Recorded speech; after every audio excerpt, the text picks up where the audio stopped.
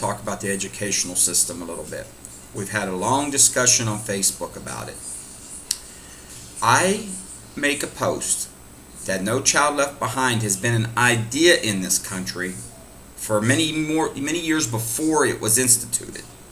Even the Department of Education said that when Bush instituted the No Child Left Behind Act, that it had been discussed and talked about for 20 years before that.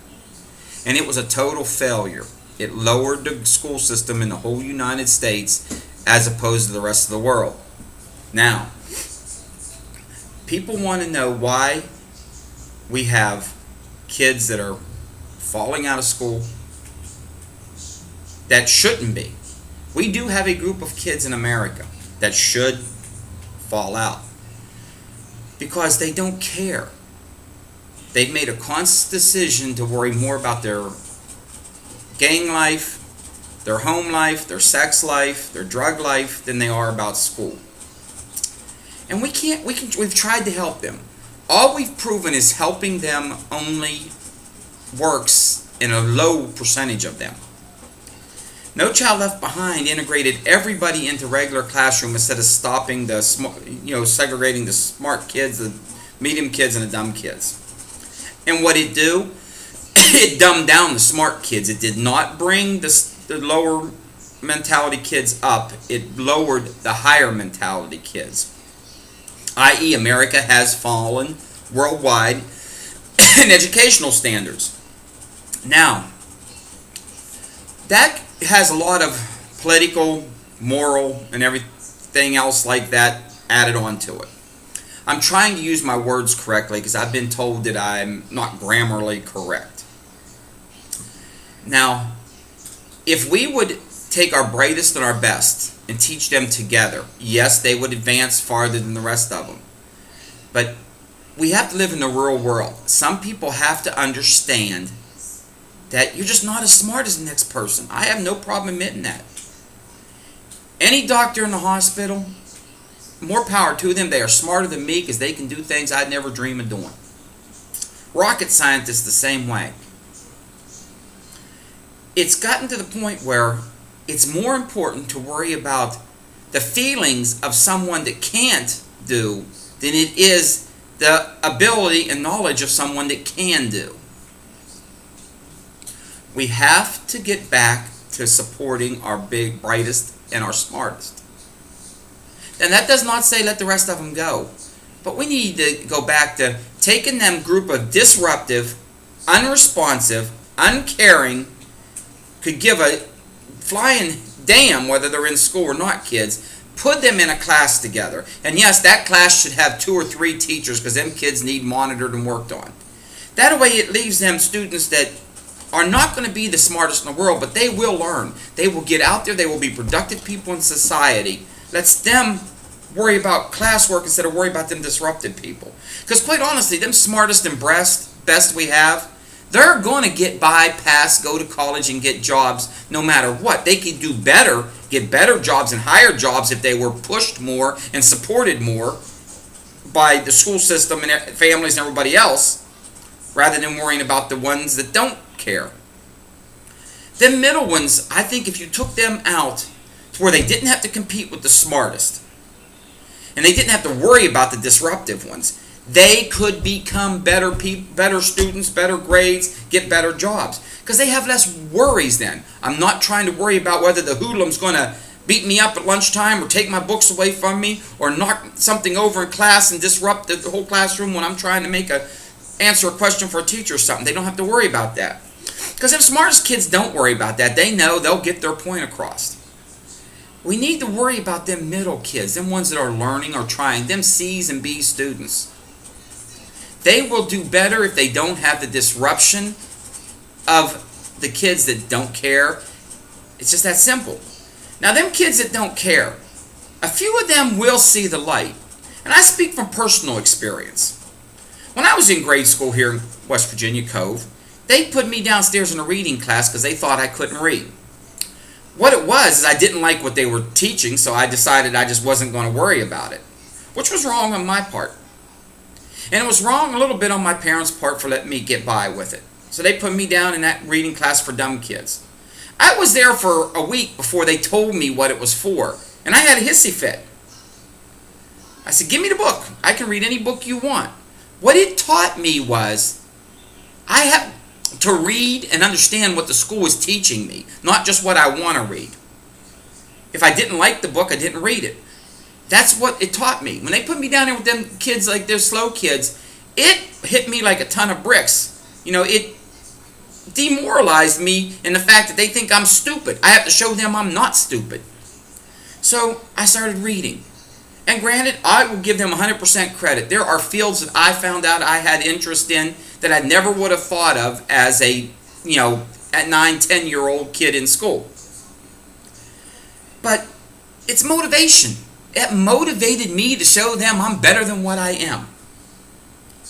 Now, you get to the point where people say, I'm just being mean. I don't care about people. I don't want to help people. I will help everybody. I go out every day in town and people talk to me. Most people think I'm the nicest guy you can meet because I come across as a nice, open person. If they want my opinion, I will give it to them. And I'm boisterous and powerful in my opinions. Now, that is not a bad thing. I love people like that. I listen to people. I watch videos. I've even went to a few speaking engagements where people have spoken. Because I like those kind of people. Those are the people that show you they're going to stand for something. And they're not going to back down or whine and cry when people come after them. They're going to stand up for something. Now, this is a hard thing to do. Especially when you got people criticizing you for your grammar, for your spelling, for your looks, for your accent. Now, grammar is an important thing. If you're writing a report, if you're writing a letter, grammar on one-line posts or paragraph posts on Facebook, Twitter, and stuff, it ain't really all that important, people. Get over it. If you can understand what the person's saying, they've made their point. Now, grammar when speaking. I've been told my grammar's not the best in the world, and I'll accept that. But I truly believe you all can understand everything I'm saying there. And I know I just said y'all, and there's a certain people that are going to jump on that as a slang word, because slang is a big issue with me. And I don't mean y'all and yuns and stuff like that, because they are derivatives of the original word. I'm talking about slang that the word has nothing to do with the meaning they're using for it. I.e., you can go to Chicago and listen to it every day. Because the blacks have a tendency to do it more than everybody else. Appalachian people do it. But Appalachian people have a tendency to use derivatives of the original word. They don't just make up a whole nother word for it, with a few exceptions. Mexicans do it too, but not to the extent of the blacks. And I know it's done on purpose because they want their own little world that other people can't get involved in, and that's fine. But don't make us teach it in schools. That was my whole issue with the slang in schools that we got into today. Blacks want it taught in schools. Mexicans are starting to get that way in Southern California. They're starting to come up with the idea they want it taught. But Appalachian people in the mountains of West Virginia, Pennsylvania, Kentucky and stuff, they don't try to say you got to teach that in school. Matter of fact, most of them tell their kids to go to school and learn the right way of doing it. That's the difference. Don't try to be the grammar police. Now, the school system is a different story. Yes, you have to have proper grammar in school, proper English, because that's what the school is there for, to teach you that. Whether you choose to use it and go on with it in life is your choice. I particularly have always been under the adage, because I'm a numbers person. Numbers are more important to me. I've used the example many, many times. If your boss spells your name wrong on your paycheck, you can still cash it. But if he puts the decimal point in the wrong place or the wrong numbers on that paycheck, you're going to starve to death and they're going to turn your bills off.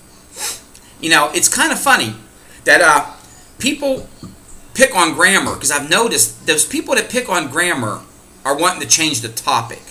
They don't like the topic you're doing, so they start with, I can't understand what you're saying because of your grammar. Well, my philosophy about it is block me. Facebook, Twitter. Don't watch my videos. Whatever you want to do, just don't do it. I want to get everybody in America to where they understand each other. And as long as we're all speaking differently, now accents are irrelevant. Different parts of the country have different accents, and it's hard for some people to understand certain accents, but they are irrelevant because that is the way it is where they live. I'm talking about slang.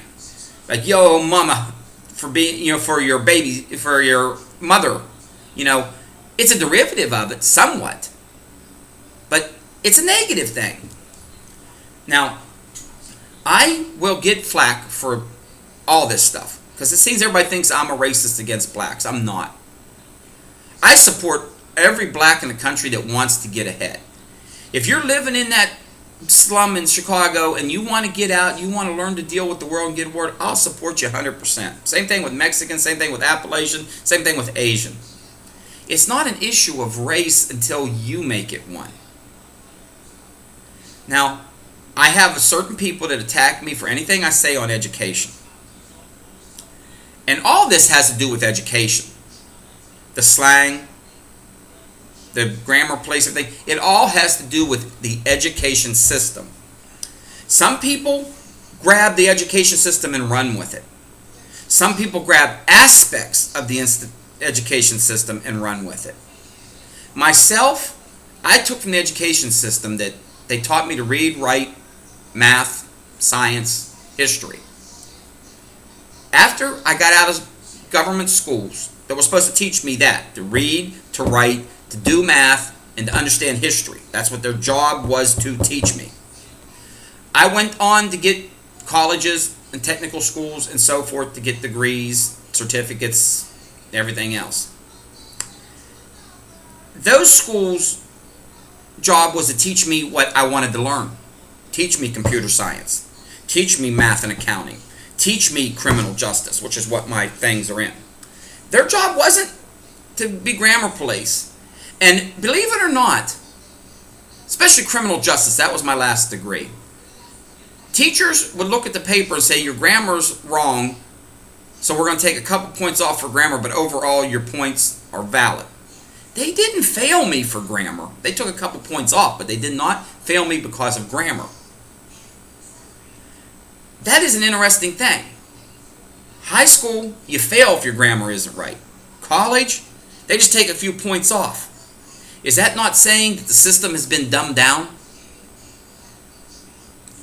Now, I look at schools every day. I got grandsons in schools. I come out. I see the kids, because I pick them up 3 or 4 days a week at school, and I watch the kids coming out. And it's such a shame that you can tell the ones that are going to get ahead and going to do good in junior high and high school and everything else just by the way they walk and carry themselves. It's a bad thing, but that's the way it is. You can see it. The ones that come out with their head hanging down and carrying a book bag dragging and everything else. Then you get them kids that have been in school all day long, come out jumping and running and hollering and wanting to talk about what happened. What the teacher said, what this said. Those are the kids we need to worry about. Those ones that are excited to be there. We can't just say you can't come. But them ones that are excited to be there need to be put together so they can get ahead. They shouldn't have to worry about that, oh my God, I'm in school again, kid. He's irrelevant to the smart kids. He's not irrelevant to society. He's not irrelevant to the school system. But to them kids that want to try, he is irrelevant. Now, people are going to say, well, you're just wanting to get the smart kids. And they're going to say most of them are going to be Asian and white. I disagree. I totally disagree. Look at the amount of black people we have in big business. There's 35,000 black Americans in America in just the last 3 years. Well, they say 3 to 5 is what they actually said, but most of them in the last 3. That means blacks are succeeding. But the problem is the blacks that succeed are the ones that conform to the way society needs to be. And then the other blacks, ACLU, the Black Panthers, NAACP, calls them sellouts. They sold out. They sold out their African heritage to get ahead. This is America, people. America. Ain't no hyphenated America here. And until we get rid of them damn hyphens, this country isn't going to get better. Schools, jobs, government, nothing's going to get better until we get rid of them hyphens. Now, school systems, we spend money on school systems. I know there are low-income areas that don't have stuff. But money is spent by students attending. Now, you're going to go to Detroit or Chicago, and you're going to say, look at how bad the schools are. Detroit, for black men, I think the ratio was 8 out of 10 drop out. Black girls, it's 6 out of 10. If they're dropping out of school, now people are going to say they're dropping out because the school system isn't supporting them. Well, the school system can't support them if the federal dollars isn't coming in. The federal dollars come in from the amount of kids in school. So it's time for mom to grab little LaWanda or little, Carl or whatever the hell his name is, and by the ear take him to school and say, you're going to sit there. No matter what, you're going to sit there. I'm going to send your uncle to sit outside the school in the car all day. If he comes out, he's going to beat your ass. Now, because at least if they go in and they sit there, they will start to get interested. That's a fact. We all know that as kids, even as adults. You can go to a movie, a lecture, a seminar, anything else that you absolutely don't want to be there, and after a few minutes there, something is said that interests you. It always happens. And then more money will come in. Yes, teachers have to spend money and paint classrooms and buy books and stuff themselves. And everybody wants to talk about computers. Low-income schools don't have computers. Well, I can name you 6 in the Chicago area that had brand new systems given to them in the last 3 to 5 years, that after it was given to them, they were all stolen from the school. And some of them were stolen by teachers, maintenance people, and everything else. So if you're not going to participate in your community, and if you're going to steal from your community, how do you expect it to get better? I look on the internet every day. I'm looking for that one person to come out with an idea that's going to change it all. And I don't see it coming. Because this person wants to worry about politician. This person wants to worry about school board. This person wants to worry about mayor's office. We all should be worrying about how it's affecting our kids and our lives. I raised 3, I'll say 2.5 good kids. The young daughter's kind of flaky a little bit. I'll admit that. She's trying. She's getting her act together. And I got 3 grandsons. 2 in school. And they are trying, but I can see how it's affecting them. And that's scary. I see every day how it affects them. The one comes home happy-go-lucky because he don't care. He's going to learn what he's going to learn, and he ain't going to let nobody else affect him. That one I know will get ahead. The other one is affected by people around him, which is causing him to act out. And I'm not justifying it. He's wrong for acting out, but there are circumstances that causes it. And that's what I'm talking about. We got to get those who cause problems together. Because at least if you put the kids that cause problems together, the only people they can disrupt is each other. And they're already disrupted in the normal classroom anyway. Now, I'm trying to choose my words good because people say that I'm hard to understand on some things because I don't use absolutely perfect grammar. I want the system to get better. And I hate to use the word back to the way things were, because every time you say back to the way things were, people immediately go back to segregation, putting down blacks, putting down women. I don't want that. I like all the advances we've done. I like women having the rights they have. I like blacks. No black should have to sit in the back of the bus, do any of that bullshit. That's all happy-go-lucky horseshit to me. Now, but it would be nice if we got back to when you committed a crime, you paid the penalty. End of story. No issue of race. And that affects schools. Believe it or not, that does affect schools. Because if you go to school and you know because of the color of your skin you're not going to get in trouble because there's been a rule sent out to give young black men some leeway. And that has been done. Obama got on national television and said that young black men should not be punished for the same stuff that other people do. So now they think they can get away with it, so they go and disrupt more. We need to make it cut and dry. No gray areas. You do this, this is the penalty. Don't care about the color of your skin. I don't care about your upbringing. I don't care if your mama smacked you on the ass or if your mama, sat you outside the door when she got mad at you. If you do this wrong, you pay the penalty no matter what. And if we start that in schools like it used to be, that used to be the way in schools. You got disrupted, the teacher took you out in the hallway and smacked your ass. And it wasn't the ass smacking that hurt so bad. It was the embarrassment of them other kids hearing it, knowing it was going on, and then you got to go back in there and sit with them. Is the reason you didn't do it again. At least not real quick you didn't do it again. We need to get back to where correction is not a penalty, but it is the outcome. Teachers correct someone, parents sues. Teachers tell a student that you're not learning it, and I don't know what to do for you, then it's an awful teacher. There's only so many things you can do, and different teachers have different ways. And yes, I agree. Maybe instead of this bit at the beginning of the year, you get a schedule, and these are the teachers you're going to have. Maybe we need a logarithm or an analog system that will track students' behavior and what classes they do good in, and track teachers' behavior and how they teach, and put them together. We have quite a few people out there that are good at doing them kind of logarithms and analogs to do that. I think that would help a lot if the teacher that knew how to deal with disruptive kids had the disruptive kids.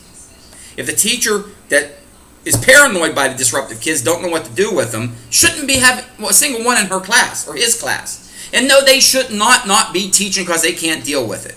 Some of the best teachers I had in school that taught me the most would have run to their car and went home because of some of these kids we have in school today. And I could name a few in my hometown that people over 50 would know. And it's a shame.